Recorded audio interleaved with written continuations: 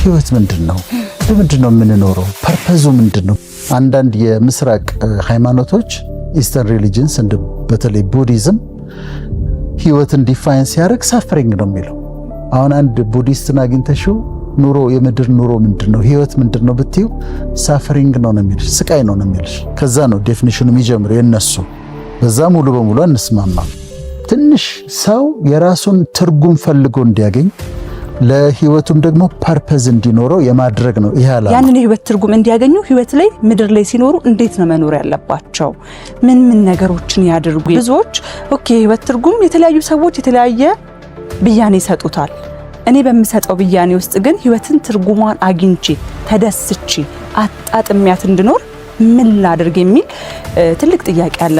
የመጀመሪያው እኔ ሰዎች እንዲረዱ የምፈልገው ነገር በምድር ላይ ስንኖር ችግር አለ፣ ቻሌንጅ አለ፣ ተግዳሮት አለ። ይሄንን እንዳለ ማወቅ አለብን። በየትኛውም እድሜ የትኛውም ሀብት ደረጃ ላይ ሆኜ የትኛውም ዝነኛ ሰው ሆኜ በህይወታችን ብቅ የሚሉ ችግሮች አሉ። ታርጌታቸውን አሜሪካ መሄድ ያደርጉና አሜሪካ የገቡለት ችግሮች ሁሉ የሚያበቁ ይመስላቸዋል። አሜሪካ የገቡለት ግን አዳዲስ ችግሮች ይመጣሉ።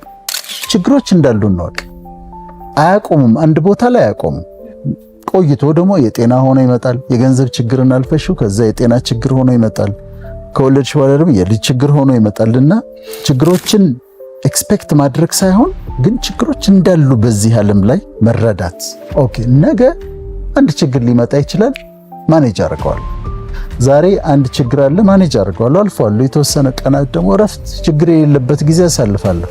ሌላ ችግር ደግሞ ሲመጣ አዌር ሆኜ ተዘጋጅቼ ዲል አደርጋለሁ። ብዙ ጊዜ ለልጆቻችን ችግርን እንደብቃለን፣ ማጣትን እንደብቃለን፣ የምናልፋቸውን ፈተናዎች እንደብቃቸዋለንና ልጅ ጥሩን መስመር ብቻ መልካሙን ብቻ እንዲያይ እናደርጋለንና ምናልባት ከልጅነት ጀምሮ በተወሰነ መጠን ለልጆቻችን ህይወት ችግር እንዳለው ማሳየትም ትክክል ነው።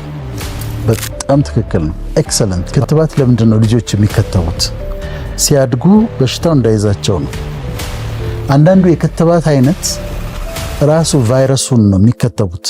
ቫይረሱ በላቦራቶሪ አድከመሽው የተለያየ አይነት ቫክሲን አለ፣ ግን ራሱን በሽታውን የሚያመጣውን ቫይረስ አድከመሽ ነው የምትከትቢው። ወይም ደግሞ ከቫይረሱ ላይ የተወሰኑ ኮምፖነንቶች ወስደሽ ነው የምትከትቢው።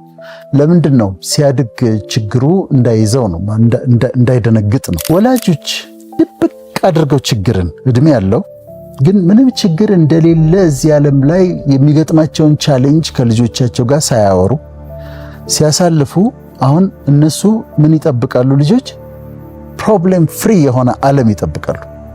ከዛስ ፕሮብሌም ፍሪ ዓለም ሲወጡ የለም እንደዛ ብሎ ነገር ችግር አለ። እና ልጆቻችን በምድር ላይ ተግዳሮቶች እንዳሉ ቻሌንጆች እንዳሉ እንዲያውቁ ማድረግ አለብን። በህፃንነት አይደለም ግን እድሜያቸው ከፍ ካለ በኋላ ለምሳሌ ሃይ ስኩል ተማሪ 10ኛ ክፍል ሆኖ ማሳየት እንዲህ አይነት እኮ ችግር አለ በምድር ላይ። እኔም እንዲህ አይነት ችግር ገጥሞኝ ነበረ። ተግዳሮት አለ፣ ገንዘብ ማጣት አለ፣ ጤና ማጣት አለ፣ ሰዎች እነሱብሃል፣ እንዲህ ምኖች አለ ዓለም ላይ ብሎ ቢያዘጋጇቸው for the real world ለእውነተኛው ዓለም ቢያዘጋጇቸው በጣም ጥሩ። ሁሌ ሳስበው የሚያጽናናኝና የሚያበረታኝ የመጽሐፍ ቅዱስ ቃል ምንድነው መሰለ ዶክተር? አንደኛ ቆሮንቶስ 10 ላይ ምን ይላል? ማንም ግን የቆመ ቢመስለው እንዳይወድቅ ይጠንቀቅ ይላልና ያ ትልቅ መልእክት ነው። ማንም የቆመ ሰው ነገ መውደቅ እንዳለ ይጠቁመናል። ለዛ መንገድ መዘጋጀት መጠንቀቅ እንዳለበት በህይወት ውስጥ ያስተምረናልና ሁላችንም የቆምን ሰዎች ስኬት ላይ ነን ያለን ሰዎች ራሱ በራሱ ነገ የሆነ ነገር ሊፈጠር እንደሚችል ራሱ መጽሐፍ ቅዱስ ይጠቁመናል። ለዛ ነገር መጠንቀቅ እንዳለብን እዛው ጋራ ደግሞ ወርዶ ከምንችለው በላይ እንደማንፈተን ለምንፈተነው ነገር ሁሉ እግዚአብሔር መውጫም እንዳለው ይጠቁመናልና ይሄንን ማወቅ ቀድሞ በህይወት ውስጥ በጣም ትልቅ ነገር ነው። አሙን ሳይድ ማየት the brighter side of life አለው፣ መልካም አለው። እያንዳንዱ በእኛም በኢትዮጵያም በዓለም ዙሪያ ስቴጂ እንትኑ ላይ ችግር አለ፣ ይሄ ችግር አለ፣ ይሄ ችግር አለ፣ ይሄ ችግር አለ ብለን እሱ ላይ ብቻ ካተኮረን ኑሯችን ያስጠላናል። ግን the brighter side ውበቱን ደሞ ካየን ድምቀቱን ደሞ ካየን እሱ ደግሞ መጽናናትን ይሰጠናልና ሁሉ ጊዜ ጨለማው ላይ አለማተኮር በጣም ያስፈልጋል። ማድረግ ያለብሽን አድርጊ። በቃ ማድረግ ያለብሽን ነገር አድርጊ። አሁን እኔ መኪና እየነዳሁ እዚህ ጋር ከጎኔ 10 ብር አስቀምጫለሁ። ሌላ ገንዘብ አልያዝኩም። ሕፃን ልጅ የያዘች እናት አለች። ገንዘብ እየጠየቀችኝ ነው። 10 ብር ነው ያለኝ። 2 ነገር ማሰብ እችላለሁ። አንደኛው አሁን የ10 ብር ብሰጣት ምን ታረግበታለች ልል እችላለሁ። ወይም አሁን ለልጇ ብስኩት ብትገዛበት በ10 ብሩ በኋላ እኮ ይረበዋል። ስለዚህ አሁን 10 ብር መስጠቴ ምንም ዋጋ የለውም ልል እችላለሁ። ግን መሆን ያለበት እንደዛ አይደለም። እኔ ማድረግ ያለብኝን ላድርግ።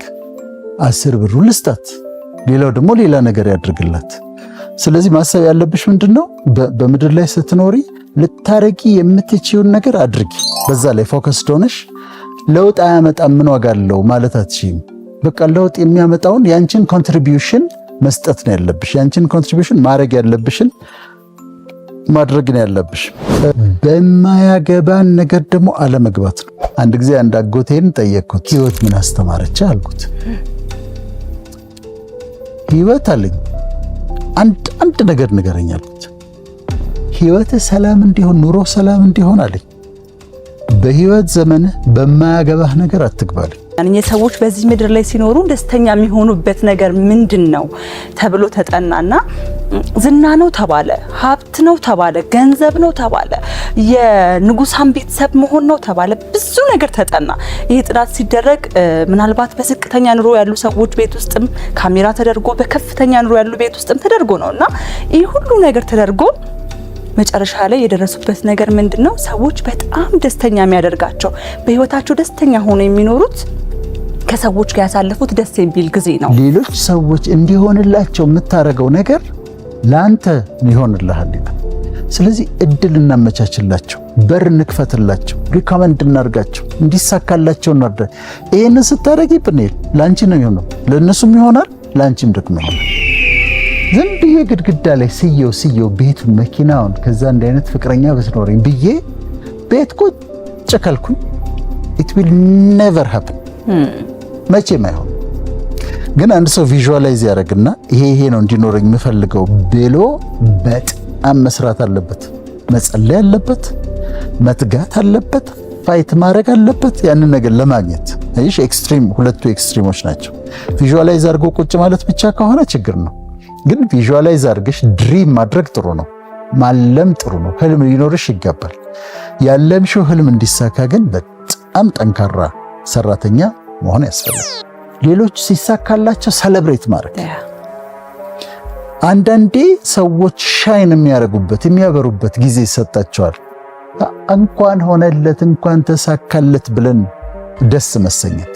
ሀብት ሲያገኙ፣ ዝና ሲያገኙ፣ ጤናቸው ሲመለስ፣ ሲወልዱ፣ ሲያገቡ የነሱን ደስታ እንደኛ ደስታ አድርጎ ደግሞ ሰለብሬት ማድረግ ያስፈልጋል። ከፈጣሪያቸው ጋር ሰላም ያድርጉ፣ ህብረታቸውን ከሱ ጋር ያድርጉ።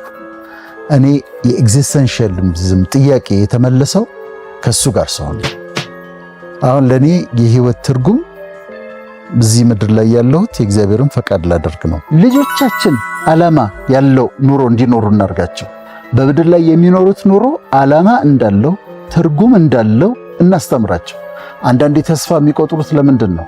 ድብርት ውስጥ የሚገቡት ለምንድን ነው? ድባቴ ውስጥ የሚገቡት ለምንድን ነው? አንዳንዶች ራሳቸውን ለምንድን ነው የሚያጠፉት?